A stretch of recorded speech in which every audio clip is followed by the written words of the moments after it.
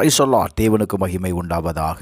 ஆண்டவரும் இரட்சகருமாய் இருக்கிற இயேசு கிறிஸ்துவின் நாமத்தினாலே இந்த கால வேளையில் உங்கள் யாவரையும் நான் வாழ்த்துகிறேன். இந்த நாளுக்கான தேவனுடைய வார்த்தை சங்கீதம் 100வது அதிகாரம் 4வது வசனம். அவர் வாசல்களில் துதியோடும் அவர் பிரகாரங்களில் புகழ்ச்சியோடும் பிரவேசித்து அவரை துதித்து அவருடைய நாமத்தை ஸ்தோத்தரியுங்கள். என கண்பானவர்களே, இன்றைக்கு பரிசுத்த ஓய்வு நாளாய் இருக்கிறபடியினால் கர்த்தருடைய ஆலயத்தில் பிரவேசிக்கிற நாம், வேதம் சொல்லுகிறது, மகிழ்ச்சியோடு அவருடைய ஆலயத்திற்குள்ளே பிரவேசிக்கணும். இரண்டாவது, அவருடைய நாமத்தை துதித்து ஸ்தோத்தரிக்க வேண்டுமாம். சங்கீதக்காரன் சொல்லுகிறான், சங்கீதம் 116:17, நான் உமக்கு ஸ்தோத்திர பலியை செலுத்தி கர்த்தருடைய நாமத்தை தொழுது கொள்ளுவேன். எதற்காக ஸ்தோத்திரம் சொல்ல வேண்டும்? கர்த்தர் கடந்த நாட்களில் நமக்கு செய்த எல்லா நன்மைக்கும் நீங்கள் நன்றியை நீங்கள் சொல்ல வேண்டும். Thank you Lord. அப்படி நீங்கள் சொல்லும் பொழுது கர்த்தர் உங்களுடைய வாழ்க்கையில் ஆசீர்வாதங்களை, தேவனிடத்திலிருந்து நன்மைகளை உங்களால் பெற்றுக்கொள்ள முடியும்.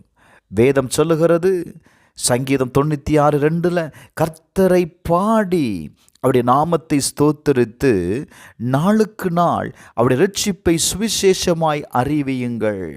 கர்த்தர் உங்களுக்கு செய்த நன்மைகளை நீங்கள் மற்றவர்களிடத்தில் நீங்கள் சொல்ல வேண்டும். ஹல்லேலூயா.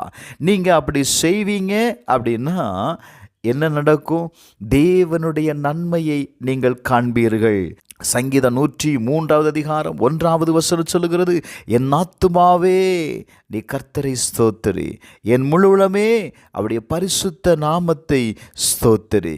என கண்பானவர்களே, கர்த்தருடைய ஆலயத்திற்குள் கடந்து வருகிற நாம் கர்த்தரை நாம் துதிக்க வேண்டும். இன்றைக்கு அநேக நேரத்தில் நாம் ஆராதனையை என்ன செய்கிறோம் தெரியுமா? ஒரு பெருசாக பார்க்கறதில்ல. ஆராதனை என்பது நீங்கள் தேவனுக்கு, கர்த்தர் கடந்த நாட்களில் உங்களுக்கு செய்த நன்மைகளுக்கு நீங்கள் நன்றி சொல்லும் பொழுது தாங்க அந்த ஆராதனை உங்களுக்கு ஆசீர்வாதமாக இருக்கும்.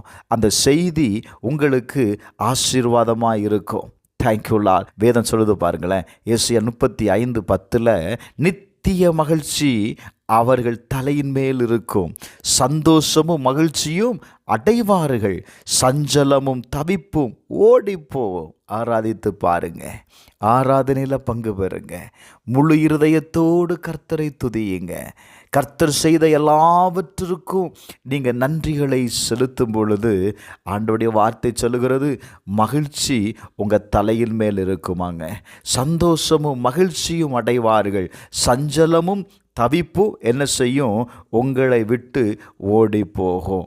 அதற்கு பிற்பாடு நீங்கள் கர்த்தருடைய வார்த்தையை கேட்டு அவருடைய வசனத்தின்படி நீங்கள் செய்யும் பொழுது கட்டாயம் அந்த ஆராதனையில் நீங்கள் கேட்ட வார்த்தைகள் உங்கள் வாழ்க்கையில் பிரயோஜனம் உள்ளதாக இருக்கும். இன்றைக்கு நம்ம கர்த்தரை ஆராதிக்காததுனால தான் நாம் தேவனுடைய ஆலயத்தில் கேட்கிறதான அந்த தேவனுடைய செய்தி நமக்கு பிரயோஜனமற்றதாக இருக்கிறது. அது மாத்திரமல்லங்க, ஒரு ஆராதனை நமக்கு ஒரு வெறுமையை கொடுக்கு. பார்த்தீங்களா? நம்ம ஆராதனைக்கு போய் என்ன மாற்றத்தை கண்டோம்? ஒன்றுமே நடக்கலையே.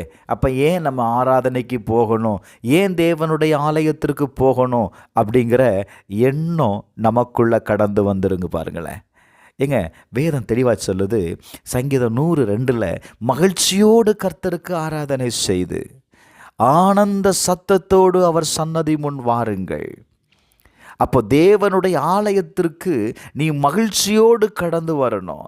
தேவனுடைய ஆலயத்தில் தேங்க்யூ லார்ட். வேதம் சொல்லுகிறது, தேவனுடைய ஆலயத்திற்கு போவோம் வாருங்கள் என்று சொன்ன பொழுது, க்ளோரி டு காட், அவருடைய இருதயத்திற்கு என்ன வந்துச்சு தெரியுமா? ஒரு மகிழ்ச்சி வந்தது. காரணம் என்ன? நான் தேவனோடு கூட பேச போகிறேன், நான் தேவனை ஆராதிக்க போகிறேன், தேவனை நான் தொழுது கொள்ள போகிறேன். அது அவனுடைய வாழ்க்கையில் ஒரு பெரிய மகிழ்ச்சியை கொண்டு வந்தது. வேளையில் கர்த்தரை ஆராதிக்க கூடி வந்திருக்கிற நீங்கள், இந்த வார்த்தையை கேட்கிற நீங்கள் மகிழ்ச்சியோடு ஆராதனை செய்யுங்க. கர்த்தர் உங்களுக்கு செய்த எல்லாவற்றுக்காகவும் ஆண்டவருக்கு நன்றியை செலுத்தி ஸ்தோத்திரம் செலுத்துங்க, அவரை துதியுங்க. கட்டாயம் உங்கள் வாழ்க்கையில் இருக்கிற எல்லா தவிப்பும் மாறி போகுங்க. உங்கள் வாழ்க்கையில் இருக்கிற எல்லா சஞ்சலமும் இன்றைக்கு உங்களை விட்டு ஓடி போகிறத நீங்கள் பார்க்க போகிறீங்க. செபிப்போமா.